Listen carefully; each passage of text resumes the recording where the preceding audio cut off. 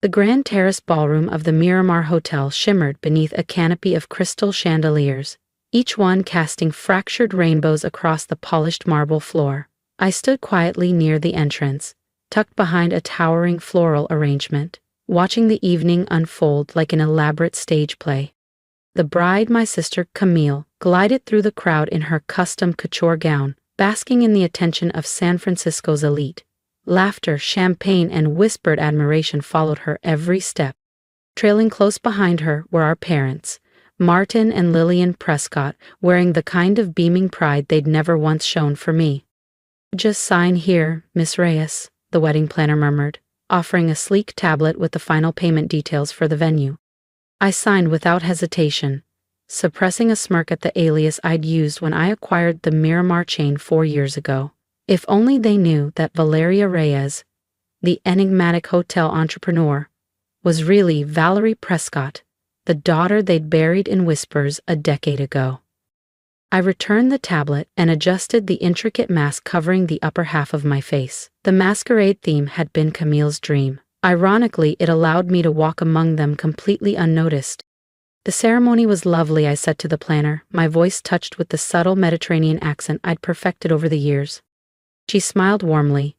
"Thank you, Miss Reyes. It means a lot that you came in person. The Prescotts are a legacy family here in the Bay Area." Legacy. That word had haunted me my entire life. Our family's legacy wasn't just money.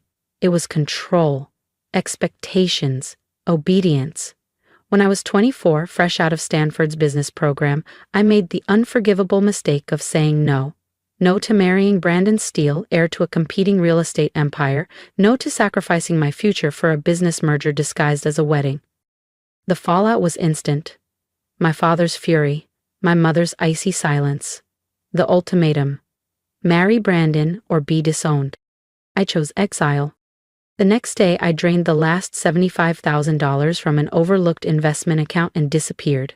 I spent weeks in a rundown apartment in Oakland, devouring everything I could on tech startups, urban development, and digital branding.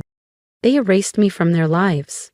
So I rebuilt mine from scratch, better, smarter, and untouchable. And tonight, without even knowing it, they were celebrating in my hotel. I changed my appearance, refined a new accent, and built Valyria Reyes from the ground up. What I didn't know back then was how far my parents were willing to go to erase me. Instead of admitting their eldest daughter had walked away from their control, they told everyone I drowned during a yacht accident in the Bay. They even staged a funeral, close casket, tear-streaked speeches, and a lavish reception held at one of the very hotels I'd later buy. I discovered the truth 6 months later when I tried to send Camille a message. The email bounced, but not before I saw her profile picture, dressed in black, standing beside our parents in front of my memorial photo. That was the day Valerie Prescott truly died, and Valyria Reyes came to life. "Ms. Reyes?" The planner's voice brought me back to the present. "Would you like to be seated for dinner?" I nodded, letting her guide me to a table tucked discreetly along the side of the ballroom, close enough to watch every smile and toast, far enough to keep my mask in place. There was something wickedly poetic about it all. I paid for this wedding. I owned the Miramar Hotel where it was being held. I even held the title to the Pacific Heights mansion my parents still proudly called theirs. Over the last decade, I had quietly acquired every asset the Prescotts valued, every business relationship they leaned on, and yet, I remained invisible. Across the room, my father's voice rang out. "May I have your attention, everyone?" The crowd hushed as Martin Prescott lifted his champagne flute, still regal, still smug in that perfectly tailored tux. His silver hair shimmered beneath the lights, as if even time bowed to his legacy. "Today, we celebrate the union of our only daughter Camille to a wonderful young man." Only daughter? The word stung more than I'd expected, even now. But Martin wasn't finished. "And we also remember someone dear to us, Camille's sister Valerie, who left us too soon. She would have loved this day." Next to him, my mother, ever the dutiful matriarch, dabbed at her dry eyes with a lace-edged handkerchief. The performance was flawless. They mourned the daughter they buried in fiction. If only they knew she was sitting 30 feet away, worth more than the Prescott name had ever commanded. A waiter approached, offering more champagne. "Thank you," I murmured, accepting the glass to steady my hands. I hadn't come here for revenge, or so I'd told myself. I'd built my empire from brilliance and grit, revitalizing legacy hotels, launching eco-conscious tech startups, and redefining luxury. That my family now unknowingly depended on me was merely poetic justice. "So tragic. What happened to the older one?" whispered the woman next to me, leaning in for gossip.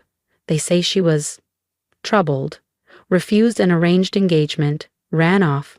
Some even say she mimed a falling motion." My grip on the glass tightened. Of course. A suicide narrative, easier to digest than the truth. I had simply chosen to live on my own terms. At the head table, Camille rose for her speech, her voice, polished and poised, carried across the ballroom. "The only thing missing today is my sister Valerie." I raised my glass slightly, in silent toast. She hadn't missed me enough to stop them from writing my obituary. But I wasn't gone. I was thriving, and soon they'd all know just how alive I truly was. If this moment left you breathless, just wait. What happens next will shake the Prescott legacy to its core. Subscribe to the channel so you don't miss the next chapter of Valerie's silent reckoning. Her face may be hidden, but her power is about to be revealed. I must say, we were quite surprised and honored when we heard you'd be attending in person, James Porter said, straightening his cuffs with performative ease.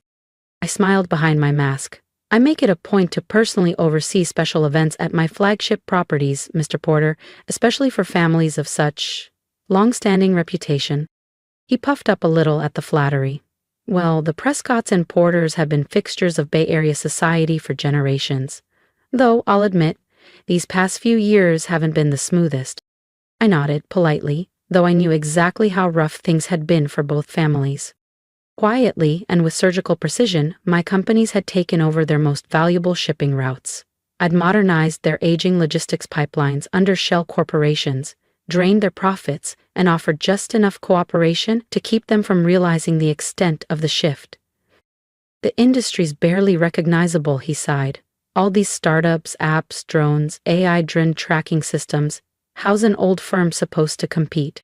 "Change is never easy," I offered, sipping my champagne. "But it is inevitable." He shook his head. "You know, my son was once supposed to marry Martin Prescott's older daughter. Now that would have been a legacy worth preserving." Didn't respond. I didn't have to. He went on. "Such a shame about that girl. Bit wild from what I heard. Refused to follow tradition. It all ended tragically, didn't it?" My fingers tightened around the flute. Then a commotion up front. My mother, elegant, poised, and just a bit too drunk, stood suddenly, swaying as she raised her glass. "I simply must say," she slurred gently, "how wonderful it is to see everyone here tonight, especially those who supported us after we lost our Alina." My back stiffened, the room froze. She dabbed dramatically at her eyes. Oh, those days were hard, the shame, the whispers, but we did what was right. We protected the Prescott name. At the head table, Camille looked mortified while my father's expression turned to stone. "Margaret," he said firmly, "that's enough." But champagne had cracked the surface. "I just have to say," she called out to me, "Miss Reyes, what an inspiration you are. A self-made woman. Not at all like our poor Alina, who thought she could survive without her family." She laughed high and brittle before adding, "She didn't even make it a month." Something in me snapped. "And now she's what, Mother?" I asked. The room fell silent. My accent slipped. Her gaze locked on mine. For a split second, just one, I saw it. Recognition. But then it passed, blurred by alcohol and disbelief. My father rushed forward, voice smooth as always. "Our apologies. The day has stirred old griefs. Please, everyone, enjoy your dinner." He escorted her out with tight dignity, likely to the penthouse suite they didn't know I owned. I sank into my chair, fingers trembling. That moment, I'd nearly given myself away. The elderly woman beside me leaned in gently. "Don't mind them, dear. Old names like the Prescotts. They're not made for the future." But you? You're exactly what this world needs. I heard your company is expanding into global logistics? Among other ventures, I murmured, voice carefully back in character. The rest of the evening passed in fragments, Camille laughing too brightly, my father recovering his charm, guests trying to forget the scene. They were all relics now, and I was the future. As I stood to leave, the coordinator rushed to my side. Ms. Reyes, will you be staying the night? The presidential suite is ready. I smiled. Yes, I think I'll stay. No, I said quietly, watching my father lift his glass to lead yet another round of hollow toasts. I think I've had enough family theatrics for one evening. The wedding coordinator gave a small nervous laugh, clearly unsure how to react to the dry, unreadable tone of her most powerful guest. I handed her a thick envelope. My wedding gift to Camille, though she'd never know it came from the sister declared dead a decade ago. Make sure the bride and groom have everything they need, I instructed calmly, and have someone send water and maybe a prayer to Mrs. Prescott's suite. She'll need it. As I stepped out of the glittering Miramar ballroom, my father's voice echoed behind me one last time. To family, the most precious thing we have. I didn't look back. Valerie Prescott was gone. They made sure of that. But Valyria Reyes? She was just getting started. In my car, I dialed a number from memory. Maya, I said as my assistant picked up. Execute phase 2. It was time the Prescotts discovered who they'd tried to bury. The morning after the wedding, I sat in my penthouse office overlooking the bay. Massive cargo vessels crept across the water below, relics of another time. The Prescott fleet among them, their names still painted in proud serif lettering. But beneath the surface, financially, structurally, they were sinking. Maya entered with her tablet. The numbers are in from last night. She was the only person alive who knew both versions of me. The Prescott Porter wedding ran them $310,000, charged to credit. I didn't blink. And their financial status? Dire, Maya replied, swiping to another screen. Prescott Global's Q2 losses exceed $13 million. All their properties, including their residence, are mortgaged through holding companies you own. They're 3 months behind on payments to Reyes Logistics. Which means, I said, folding my hands, they're 3 months behind on payments to me. Maya nodded. And the Porter merger? Equally fragile. James Porter's firm is bleeding. A merger now would just tie 2 bricks together and call it a raft. I let out a dry laugh. He told me at the wedding that his son was supposed to marry me. Said it would have been a merger worth celebrating. Should I initiate rate increases at Reyes Logistics? Maya asked, already poised to move. Yes, I said. Let's see how long loyalty lasts when modern solutions are cheaper and faster. Maya hesitated. Your father's called an emergency board meeting for tomorrow. Fine. I rose from my chair, spine straight. Prepare the documents. It's time for Valeria Reyes to make her first public move at Prescott Global. Are you sure? She asked quietly. They buried their daughter to protect their name, I said, voice like ice. Now they'll see exactly what that name cost them. The next morning I dressed with intent. A deep crimson Ferrera suit, Louboutin stilettos that struck the marble like thunder, and my grandmother's gold compass necklace. The only Prescott who had ever truly loved me. The headquarters hadn't changed in a decade. Same marble floors, same brass signage from 1871, same smug oil painting of my great-grandfather in the lobby. But today, the air was charged. Whispers followed me. Ms. Reyes, the receptionist blurted, the board meeting is private. Not anymore, I said, handing her a thick folder. My credentials. As majority shareholder of Reyes Logistics and legal lien holder of all mortgaged Prescott properties, I have every right to be here.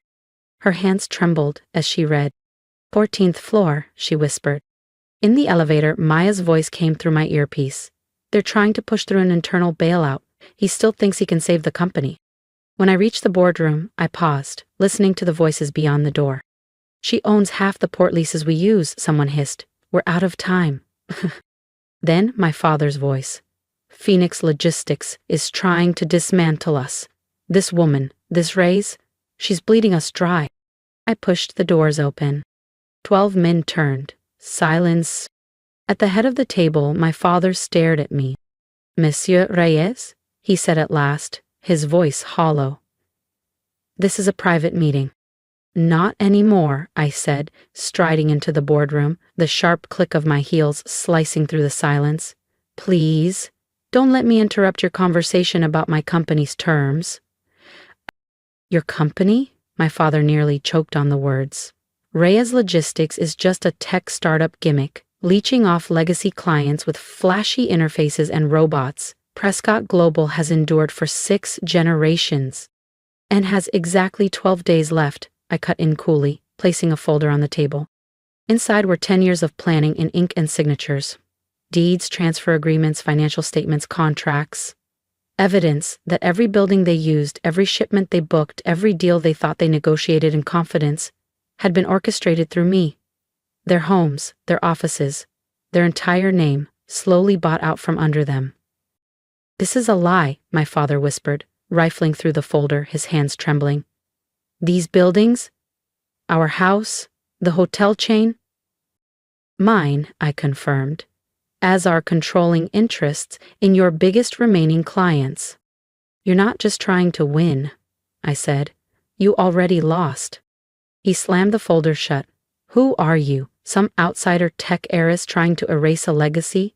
You don't understand what tradition means. Something cracked in me, just a little.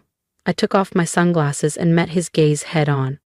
Tradition? Like arranging your daughter's life behind closed doors? Like writing her obituary when she didn't obey? The blood drained from his face. No, he whispered. No, it's not possible. Valeria Prescott, one of the older board members, breathed, wide-eyed. I smiled, but it wasn't warm. Valyria Reyes, actually. I took the name after you buried me. It turns out, being dead is great for business. The boardroom exploded. Voices overlapped in disbelief and panic. My father sank into his chair, silent. Somewhere in the building an alarm began to blare, no doubt triggered by a panic button he'd pressed under the table. Enough, I snapped. You have 24 hours to accept the merger terms. If not, I'll call in all debts and liquidate your remaining assets. Prescott Global will cease to exist, except as a cautionary tale. I turned to leave, then paused at the door. Oh, and father? You might want to check on Margaret. She's still recovering from her little moment at Camille's wedding. Security guards rushed past me, responding to the silent alarm. I smiled at them. They were employees of Reyes Security Holdings. They didn't even know they worked for me. Yet, in the elevator, Maya's voice came through my earpiece.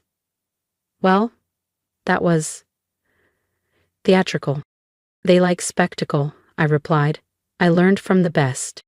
Your mother's waiting in the lobby. I froze. What? She arrived 5 minutes ago. Look steady. When the elevator doors slid open, there she was, Margaret Prescott, perfectly composed, standing beneath the portrait of our founder. For a moment, I saw myself at 18, standing in that same lobby while she lectured me about duty and family image. Miss Reyes, she said, or should I say, Elena will do, I replied, but only in private. Publicly, you made sure I was dead. Your choice. Her expression tightened. We did what was necessary. For the family name. I laughed. Take a good look around, Mother. That name isn't worth the brass it's engraved on. You're enjoying this, she accused, tearing down everything we built? No. I stepped closer. I'm rebuilding what you destroyed. The company will survive. Grow, even. But it won't belong to the Prescotts. Her lips quavered. We thought you were dead? Homeless? Powerless? I offered. No, you erased me because you were afraid I'd prove you wrong. A single tear cut through her foundation. Elena, please, she whispered. Come home. We can fix this. I'm not your obedient daughter anymore. I walked past her, heels clicking toward the exit. You have 24 hours. I'll let you keep the house. Consider it my gift to Camille. Outside, the San Francisco sun greeted me like an old friend. I turned back once, watching Margaret Prescott fade into the shadowed lobby, small and brittle beneath her collapsing empire. Maya was already in the car. Let's go, I said. There was still so much more to do. Phase 2 complete, Maya reported. The board's in disarray, legal's on standby, and rumors are already rippling through the financial district. I glanced at my phone, lit up with missed calls. My father, former board members, family friends I hadn't spoken to in a decade, all now suddenly desperate to speak to the woman they thought was dead. Let them talk, let them panic. The next 24 hours would decide the fate of both their legacy and mine. For now, I said, eyes on the skyline, we wait. Then we show them exactly what the dead daughter can do. The hours crawled. I spent the night in my penthouse office overlooking the bay, watching the golden sunrise bleed over cargo ships, Prescott vessels, still crawling toward irrelevance. The irony wasn't lost on me. The messages kept coming. From my father, we need to talk. From former board members, let's discuss terms in private. From family friends, Elena, darling, we never believed the rumors. From Camille, is it really you? I answered none of them. I spent the morning triple-checking everything instead. Press releases, merger contracts, final financial disclosures. The story had already begun to leak. Eris, once declared dead, returns as tech mogul to take over family empire. The headlines were practically writing themselves. The Wall Street Journal's on line 1, Maya said, entering with coffee. They want an exclusive. Not yet. I accepted the cup. Let them speculate. The real story drops after the vote. And if they reject the merger? I smiled, remembering Margaret Prescott's trembling voice in the lobby. They won't. Right on cue, my phone chimed. The board's secretary. Vote passed. Unanimous approval of Reyes Logistics merger terms. Even my father hadn't opposed it. Set the press conference, I told Maya. 2 hours. Main lobby of Prescott Global. Elena Martinez will make a formal announcement. And Alina Prescott? I touched the gold compass pendant resting against my collarbone. She's done hiding. By the time I arrived, the building was buzzing. Reporters lined the hall, cameras pointed at the podium, employees filled the balconies above. And there, on stage, stood my father, surrounded by a fractured board, looking like a man who had aged 20 years in one day. I made them wait 10 minutes before stepping out.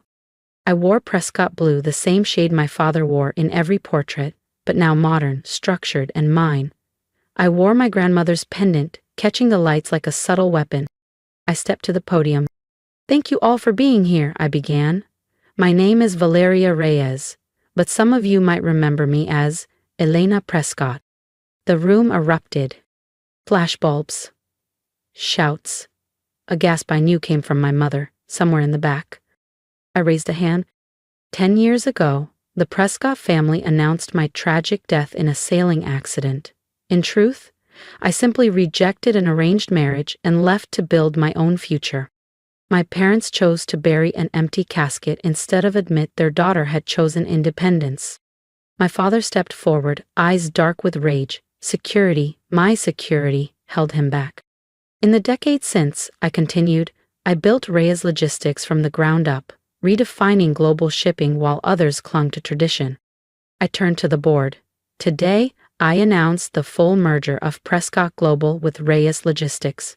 The name may remain, but the leadership will not. Effective immediately, all current board members will retire.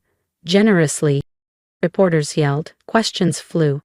I caught sight of Camille at the back, still sun-kissed from her honeymoon, staring in open disbelief. I'll now take questions, I said. Miss Prescott, did your family know you were alive? No, I said flatly. They were quite committed to my death. Elena, we thought, my father began. You thought I'd fail, I replied. That's the problem, father. You never saw who I really was. He deflated before the cameras. We did what we thought was right. No, I said softly. You did what was easy. From the crowd, my mother's voice cut through the noise. Elena! Please, my mother began. I didn't look at her. Instead, I turned back to the press, my voice calm and controlled. The merged company will retain the Prescott name, out of respect for its history, I announced. But make no mistake, this is a full transformation.